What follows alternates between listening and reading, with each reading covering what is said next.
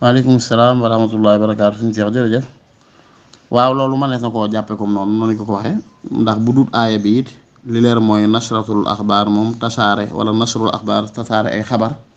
dafa am ak tasabbut ak taxaquq gum laaj. ndax dafa xam ne in jaakum faasiqun bi naba'in fatabayyanu an tusibu qawman bi jahaala fa tusbihu ala ma fa'altum naadimiin ne ab kàccoor bu leen joxe information bu leen seet rek jóg wóoru leen ko lu ko mooy da ngeen jóg dal ci aw nit ba noppi mujjat di réccu. kon olomaay nag yéegal ci faasiq majhuulul xaal olomaay dañuy yéegal ci faasiq majhuulul xaal maanaam ki xam nañ ko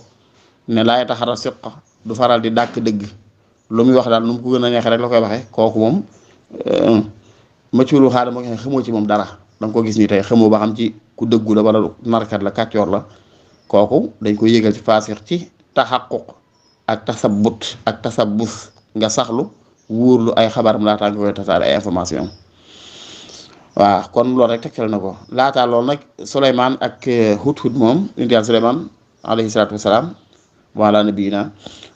ak Hud seen xissa moom tàggoowutam pour jëli information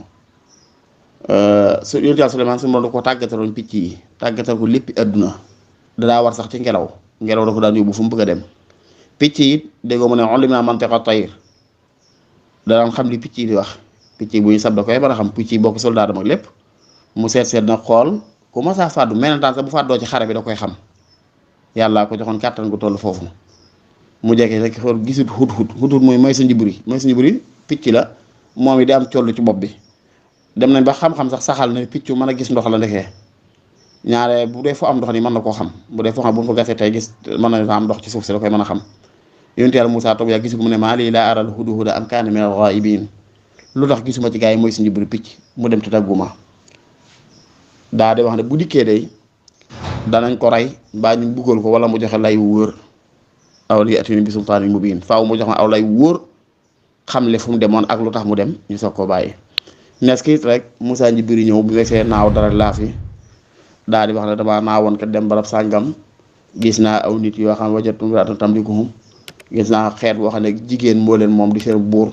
ñuy si jootal jant bi ak weer wi ak neexoon ñuy si jootal yàlla waaye nag lépp ci koom ma nga ci ñoom nangam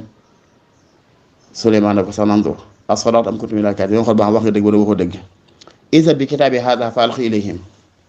daal di bind benn leetar ne ko leetar bi yóbbu ko ci ñoo ngi sànni leen ko ma déglu xool ba xam ne wax dëgg la am daal di bind leetar innahu min Souleymane wa innahu bismillahi rahmaani rahim allah ta'ala alayhi wa'tuni muslimin loolu moo doon leetar ba innahu min Souleymane wa innahu bismillahi rahmaani rahim allah ta'ala alayhi wa'tuni muslimin foofu la xisa ba tàmbalee